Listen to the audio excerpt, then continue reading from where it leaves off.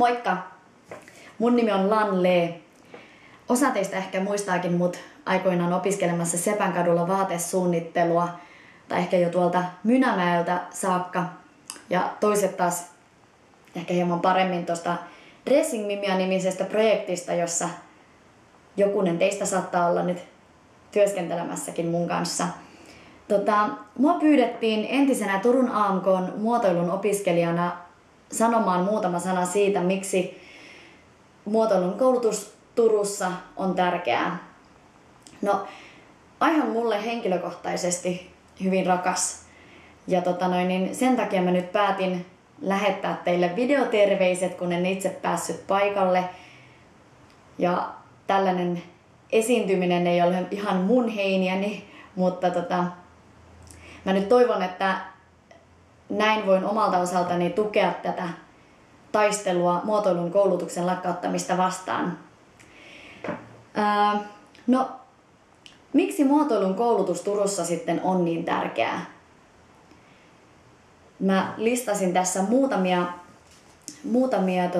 ajatuksia, minkä takia mä koen, että muotoilun koulutus Turussa nimenomaan on tärkeää. No ensinnäkin luovan alan ja muotoilun toimikenttä ja osaaminen on Turussa vahvaa.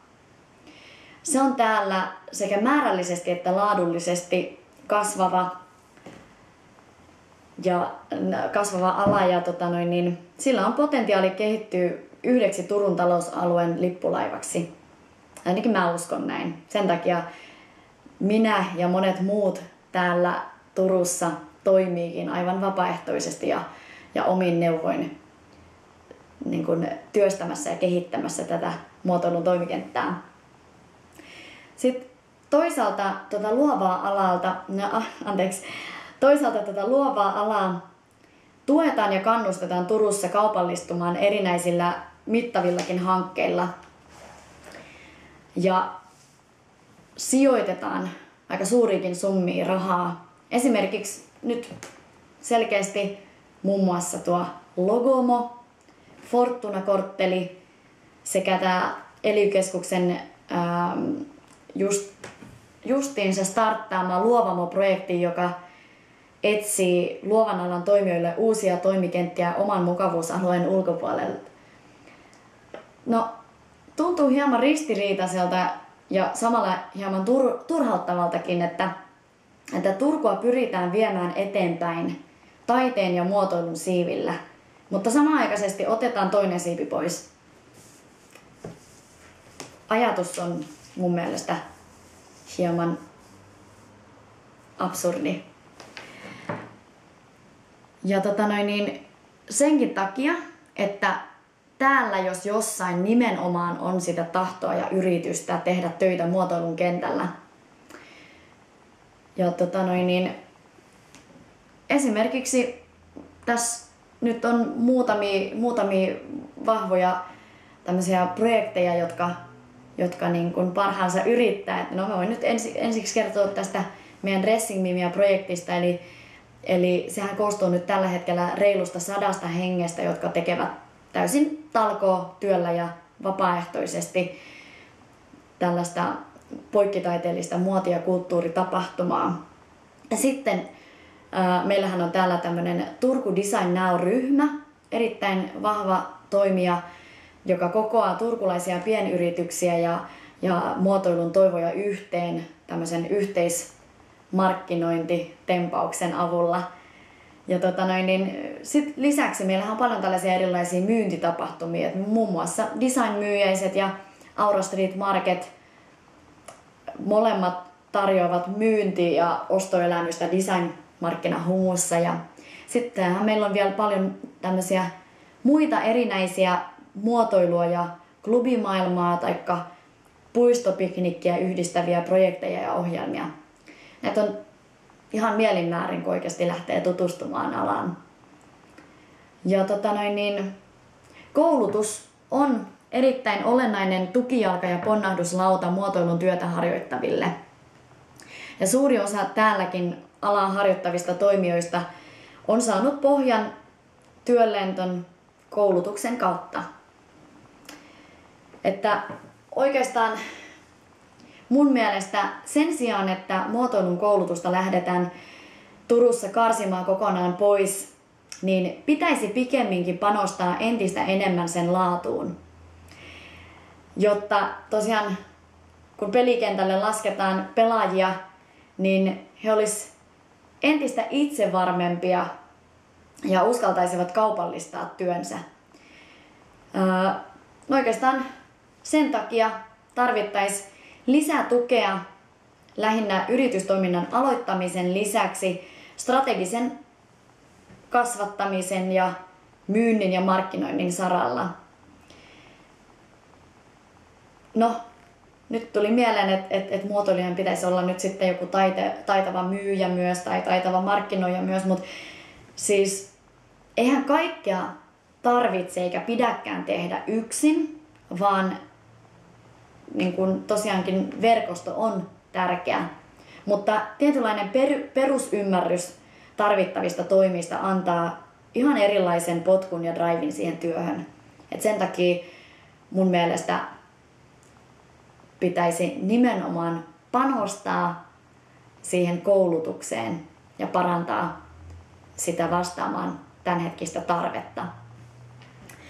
Ja sitten kun mä tätä puhetta mietin, niin mä aloitin oikeastaan sillä, että mä mietin, mitä se muotoilu oikeastaan on ja miksi me täällä taistellaan kynsin ja hampain muotoilun koulutuksen puolesta. No oikeastaan mä voisin kysyä teiltä ihan niin kuin itseltä, että mitä se teille tuo mieleen? Mitä niin kuin muotoilu teille on? Onko se sitten sitä kulmien pyöristämistä ja tuotteen hiomista esteettisemmäksi? No tietysti voihan se sitäkin olla, mutta enimmäkseen myös kaikkea muuta. Ensinnäkin se on asiakaslähtöistä tarpeen synnyttämistä tai tarpeeseen vastaamista sekä käytettävyyden lisäämistä. Se voi tuotemuotoilun lisäksi olla erilaisten palvelu- ja toimintakonseptien suunnittelua ja tietysti kehittelyä käyttökulttuuria huomioon ottaen. Multa kysytään usein, miten muotoilijat työllistyvät ja onko meille töitä Suomessa. No mä aina vastaan, että kyllähän työtä nyt aina tekevälle riittää. Ja jos kukaan ei tarjoa sulle mieluista työtä, niin sä voit itse sen luoda, mutta tee se hyvin. Omasta kokemuksestani tai ainakin omalla kohdallani, niin muotoilun koulutus on tarjonnut eväitä mun tämänhetkiseen työhön projektituottajana tällaisessa valtakunnallisessa ESR-rahoitteisessa hankkeessa nimeltä Kaleidoskooppi, joka pyrkii löytämään nimenomaan luovuuden ja kulttuuristen innovaatioiden kautta ratkaisuja meri- ja metalliteollisuuden kilpailukyvyn kasvattamiseksi.